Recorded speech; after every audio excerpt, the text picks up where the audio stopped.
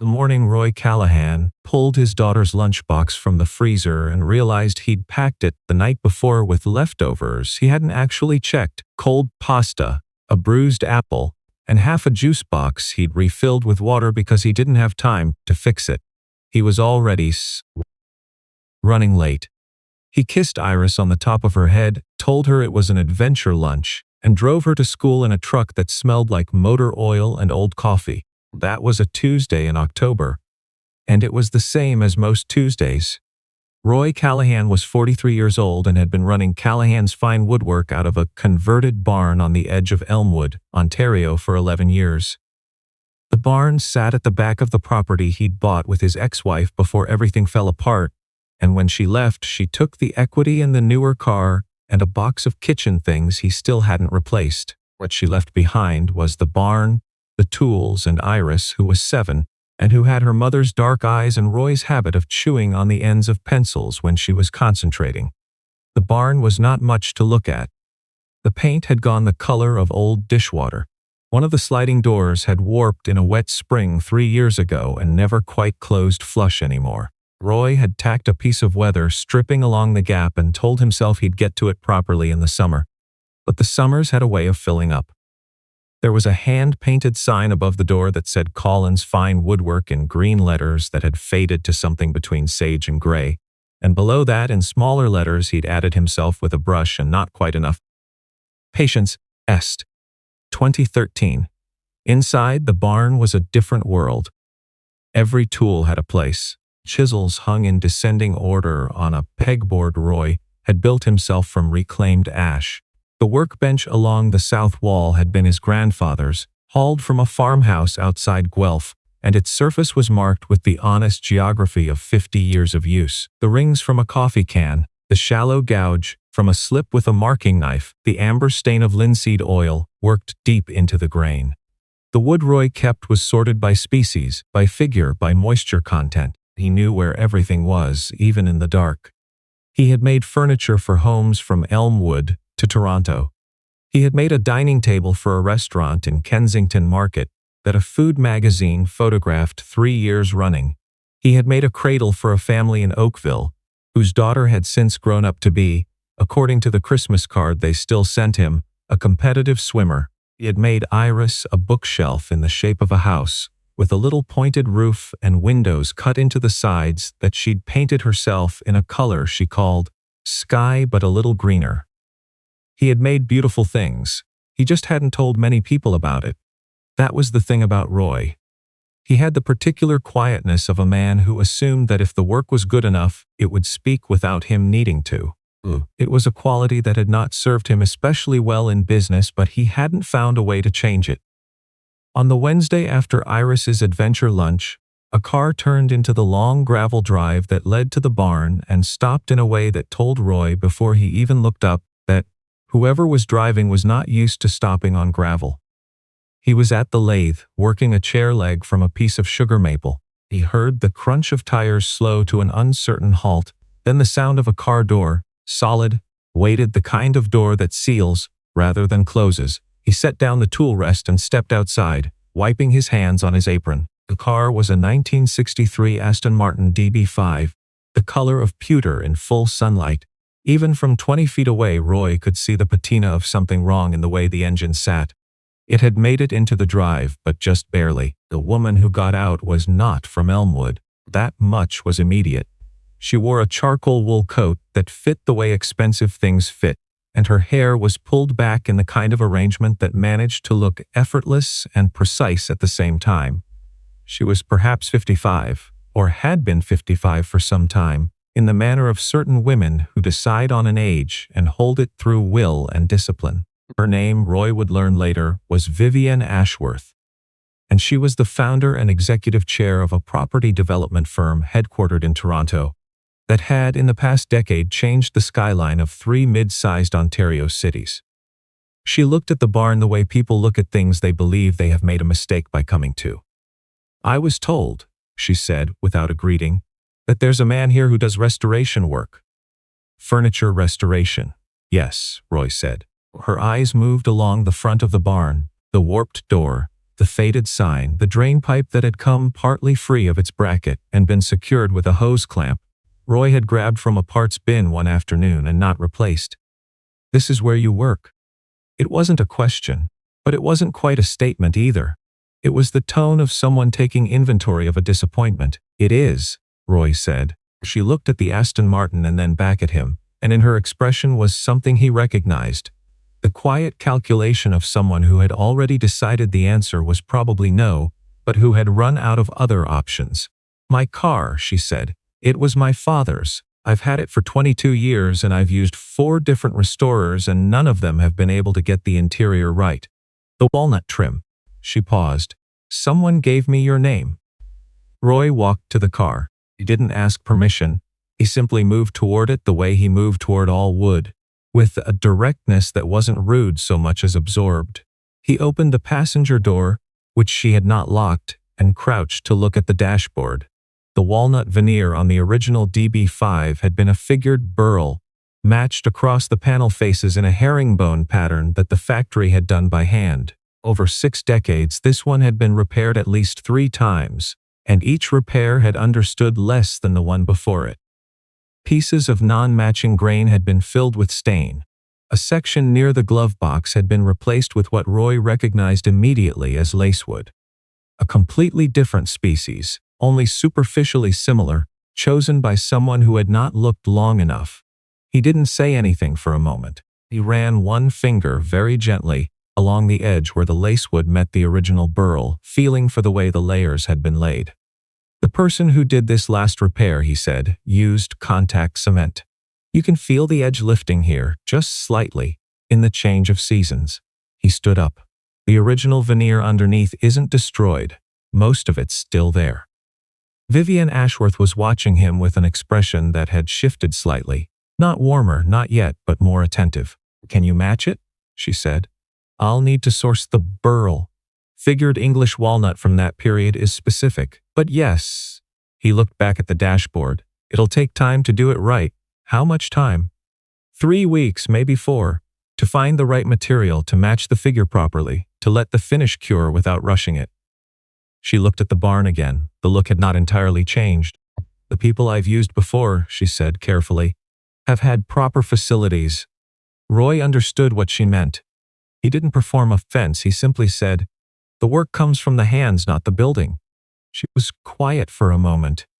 A crow landed on the fence post at the edge of the property and looked at them both with the frank assessment crows give to everything. "I'll need references," she said. He gave her 3.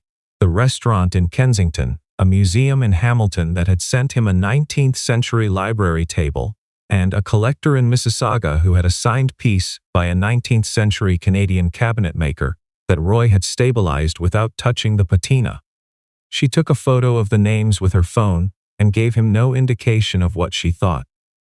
"I'll be in," she said, and got back in her car and backed carefully down the gravel drive, watched her go, and then went back inside and finished the chair leg. He didn't tell Iris about it that night. There was dinner to make. Chicken thighs, which Iris ate, and roasted broccoli, which she was currently describing as against her religion. And there was reading to do before bed. And there was the question of whether the permission slip for the school trip to Black Creek Pioneer Village had to be returned tomorrow, or could wait until Thursday. Thursday, he confirmed, finding it under a permission slip for a different trip from 2 weeks ago that he had somehow already forgotten about. He helped Iris sound out a paragraph about beavers, listened to her explain at some length why beavers were superior to most other animals, and tucked her in under the quilt his mother had made, which had the faded quality of something very loved. After she was asleep, he sat at the kitchen table with a cup of tea and looked at the references she'd taken photos of, and thought about the car. He hadn't told Vivian Ashworth, because she hadn't asked, that he had spent 5 years before Elmwood working in the conservation lab of a furniture museum in Edinburgh, that he had trained under a man named Alasdair McTavish, who had spent 40 years learning how historical surfaces behaved across centuries, and who had once made Roy sit with a single piece of 17th century oak for 3 days before touching it with anything. That the figures in Roy's head when he looked at a piece of damaged wood were not guess but knowledge, built from years of understanding how things were made before machines made them faster and worse. He hadn't told her because she hadn't asked, and because he'd gotten into the habit, somewhere along the way, of letting the work introduce itself. Vivian Ashworth called on Friday. She had spoken to all three references. Collector in Mississauga had apparently said something that made her quiet for a moment before she spoke again, because there was a pause after she mentioned his name that she didn't explain. She said she'd like to proceed. Roy drove out Saturday to collect the car. He'd borrowed a proper trailer from a neighbor down the road, Doug Hemming, 61, who grew heritage vegetables and had strong opinions about soil amendment, and they loaded the Aston Martin with a care that Roy suspected Vivian Ashworth, had she seen it, might have been surprised by. He drove it back to the barn in the late afternoon, when the light was coming in low and golden through the south-facing windows, and he sat with it for a while before touching anything. Iris was at his sister's for the afternoon. He had the barn to himself. He had learned, from Alasdair McTavish, that the first thing you did with a damaged piece was not to assess the damage, but to understand what the thing was before it was damaged. To look at the original intent, the choices made by the hand that built it, before you decided anything about how to repair those choices. This was harder than it sounded. Most restorers began with the damage. Roy had been taught to begin with the wholeness. He spent 2 hours just looking. The car was extraordinary, not because of its condition which was compromised, but because of the evidence of what it had once been. The care visible in the original joinery of the dashboard panel, the way the figured veneer had been matched by someone with a trained eye and a slow hand. There were things under the damage that still showed through. You could see them, the way you could sometimes see the original lines of a painting under its overpainting. Once you'd looked long enough, he already knew where he was going to find the burl. There was a dealer in Burlington he had worked with for years, a man called Antony Baker, who had spent 4 decades traveling estate auctions and bringing back pieces of historical significance. Roy had called him before collecting the car, described what he needed, and Antony had said, without hesitation, "I have a panel of English walnut burl I pulled from a 1958 sideboard last spring. The figure is unusual. Come and look." He went on Monday. Iris was at school. He drove to Burlington and followed Antony through the organized disorder of his warehouse. Long rows of flat-stored veneer, stacked in interleavings of paper, labeled in Antony's small, dense handwriting in a system only Antony fully understood until they reached a drawer near the back. Antony drew out a panel perhaps 60 centimeters wide, laid it on the table, and stood back. The figure was extraordinary, kind of burl growth that only happens under specific stresses over decades. The pattern almost symmetrical, the way the grain curled back on itself in long arcs that caught the light differently from every angle. It was, Roy thought, looking at it, the kind of material that made you feel the weight of time in a direct way. Not as an abstraction, but as a physical presence. "This is it," he said. Antony nodded. "I thought you might need it eventually." Roy had, over the following 2 weeks, a kind of concentrated happiness that he rarely talked about and never fully explained, because it was the happiness of a problem that was worthy of him, and there was something almost private about that. He prepared the original veneer surface with a patience that he would have been embarrassed to quantify in hours. He removed the lacewood repair with a heat gun and a palette knife, working in increments small enough that no edge of the original was disturbed. He assessed the original adhesive, identified it as a traditional hide glue, and matched it. He cut the new veneer from Antony's panel using a hand-ground knife and a straight edge that had been his grandfather's, and he fitted the pieces in stages, checking the figure match in natural light at different times of day, because artificial light lies to you about grain. He worked late into some evenings after Iris was asleep, and on those nights the barn was warm from the small stove in the corner, and the light was yellow and focused, and there was no sound except the occasional settling of the building and, once, the call of a barred owl from somewhere in the trees at the property edge. He was happy in a way that had no name that felt adequate. Iris visited the barn on a Saturday midway through the third week. She wore her rain boots because it had been wet and she liked how they sounded on gravel, and she carried a small stuffed animal, a rabbit with one ear that she called Professor. She looked at the car for a long time without touching it. "Whose is it?" she said. "A woman in the city. It was her father's." Iris considered this. Did her father die? "I think so, yes." "Is that why she wants you to fix it?" Roy looked at the dashboard. At the walnut he had been working into place over 2 weeks, the new veneer beside the original, the figure of the grain continuous now from one end of the panel to the other. "I think she wants it to look the way it looked when he loved it." Iris chewed on the ear of Professor for a moment. "That's sad but also nice," she said. "It is," Roy said. "It's both of those at once." She went back to the house to watch a nature documentary about migration patterns, which was her current interest. He watched her go, this small person in orange rain boots, and felt something that didn't have a name either, but was adjacent to gratitude and also adjacent to fear. The way those things tended to live near each other when you loved someone small enough that the world still felt large and uncertain to them. He finished the veneer work on the 21st day. He applied the finish in 6 coats, sanding between each with a sequence of papers that descended in grit to the point where the abrasive was almost more idea than material, and the surface beneath his fingertips became something between wood and glass. He let the final coat cure for 4 full days before he would allow himself to photograph it. When he did photograph it, in the afternoon light that came through the south windows at the angle he preferred, the walnut burl on the dashboard caught the light the way the original would have caught it when the car left the factory in Newport Pagnell in 1963. The new veneer and the original were seamless. You would have had to know to look, to know how to look, and even then you might not have been sure where one ended and the other began. He called Vivian Ashworth on a Tuesday. "It's ready," he said. She came on the following Saturday. He heard her rental car on the gravel from inside the barn. She hadn't brought the Aston Martin back herself, which told him the drive from the city felt too long for a Saturday, or perhaps she didn't trust the car yet, and he stepped outside to meet her. She was wearing the charcoal coat again, or one very like it. She looked at the barn with the same measuring quality as before. Some things didn't change. He opened the barn doors fully, both of them, so the car was visible in the morning light, and he stepped back. She walked toward it slowly. He watched her stop at the passenger door, the same door she'd stood beside when she'd first come. She opened it and crouched, the way he had crouched that first day, and looked at the dashboard. She was quiet for a long time. He didn't say anything. The work had said what needed to be said. When she stood, her expression was different from anything he'd seen on her face before.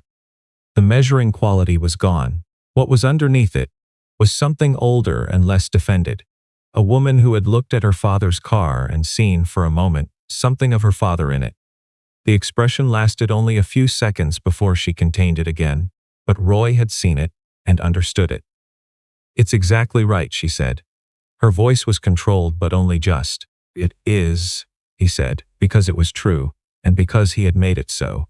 She looked at him with something that was very close to being a direct look for the first time. "When I came here the first time," she said, "I wasn't sure this was the right decision." "I know," Roy said. "The person who gave me your name told me I'd feel that way." She paused. "They told me to bring the car anyway." Roy didn't ask who the person was. It would have mattered to some people, but not to him. He looked at the dashboard, through the open door, the walnut, the careful seams, the pattern of the grain continuous from one edge to the other. A thing made right. "Your father had good taste," he said. She looked at the dashboard again. When she spoke, her voice was quieter. "He did, in most things." There was a silence that was not uncomfortable. Then she said, "I'd like to discuss something with you, if you have a few minutes." She straightened her coat. "I have 3 properties being developed in the city. Significant interiors. I've been working with a millwork company out of Vaughan that is technically competent." The pause she gave the phrase "technically competent" communicated precisely what she thought of technically competent. "I'm looking for something different, for the residential units at the Windermere Street project specifically." Roy looked at his barn. The warped door, the hose clamp on the drainpipe, the sign in its faded green. He thought of what he had spent 21 days doing in this barn, and of what it had produced, and of the expression on Vivian Ashworth's face when she stood at that car door. "Tell me about the project," he said. She did. For 45 minutes, standing in the barn door with the morning light coming in around them, and the smell of linseed oil and wood shavings in the air, she described a building of 12 residential units on a corner lot in the West End of Toronto, designed by an architect Roy had heard of and respected. The interior millwork she described was the kind of work he had not been given the chance to do in Elmwood, not because Elmwood didn't deserve it, but because the scale of it had never come to him. Crown molding, library wall units with leaded glass. Kitchen cabinetry designed around a set of handmade tiles a ceramicist in Stratford had already completed. He listened the way he listened to a piece of wood before he cut it. "I would need to bring in someone to help with the production pieces," he said when she was finished. "The custom work I'd do here, some of it I'd need to do on site. Would that be a problem?" "No," he said. "I know who to call." She nodded once decisively in the manner of a person who had learned to close decisions. "Then I'll have my office send over the drawings." She left in her rental car, backing carefully down the gravel drive again, and Roy stood in the barn door and watched the car until it turned onto the road. He stood there for another minute in the quiet. Then he went inside, took off his apron, hung it on its hook and washed his hands. He looked at the Aston Martin for a moment in the afternoon light. The walnut burl on the dashboard, the patience built into it, the whole and continuous grain. He picked up his phone and called his sister to say he'd be picking Iris up a bit late. When he pulled into the school pickup line an hour later, traffic had been kind. Iris came out with her backpack and her lunch bag and a paper she'd made in art that she wanted him to see immediately before he had even started driving. It was a painting of a house with a green door, and inside the house, which was shown in cross-section, were two people. The people were small and orange-booted and holding hands. "That's us," she said, pointing at the smaller one. "I can tell," he said. "Because of the boots," she said. "Because of the boots," he agreed. He drove them home, past the fields going gold in the October light, and when he pulled into the drive, the barn sat at the end of it in the afternoon sun, the faded sign and the warped door and the drainpipe with its hose clamp, and it was exactly what it had always been. A place where he made things and made them right, and where a woman had once looked at her dead father's car and seen her father in it, and where a small person in orange rain boots had stood and said that was sad but also nice, and both of those were true and always had been.